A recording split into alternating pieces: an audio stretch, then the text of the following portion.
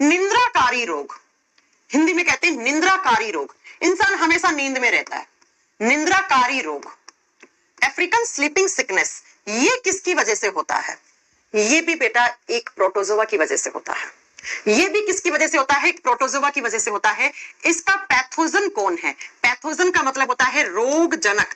इस बीमारी को जन्म एक पैथोजन देता है, वो पैथोजन आपके शरीर के अंदर आता है और आके आपके शरीर के अंदर ही रह जाता है, बीमारियां करता रहता है।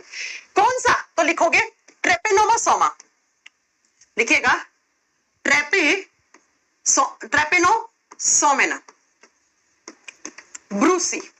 ट्रेपेनोसोमा ब्रूसी नाम का एक पैथोजन आता है और ये पैथोजन किसके थ्रू आता है? ये एक मक्खी के थ्रू आता है बेटा। इसका वाहक कौन है? एक मक्खी है और जिस मक्खी का नाम होता है सी फ्लाई। टी से लिखा जाता है लेकिन आप जब प्रोनाउंस करते हो तो टी साइलेंट हो जाता है। इसको सी मक्खी कहते हैं बेटा।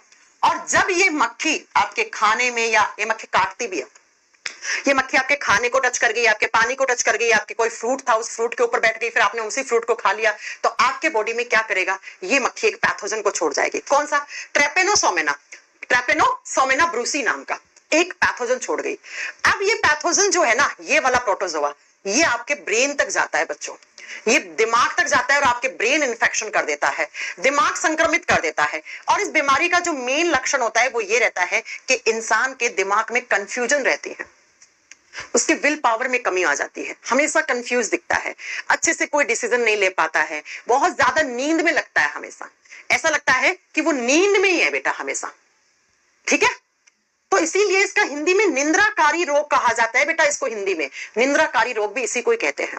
तो ये होगी चौथी। अब पांचवी और छठी बीमारियां हैं, वो भी किससे होती हैं? 5 नंबर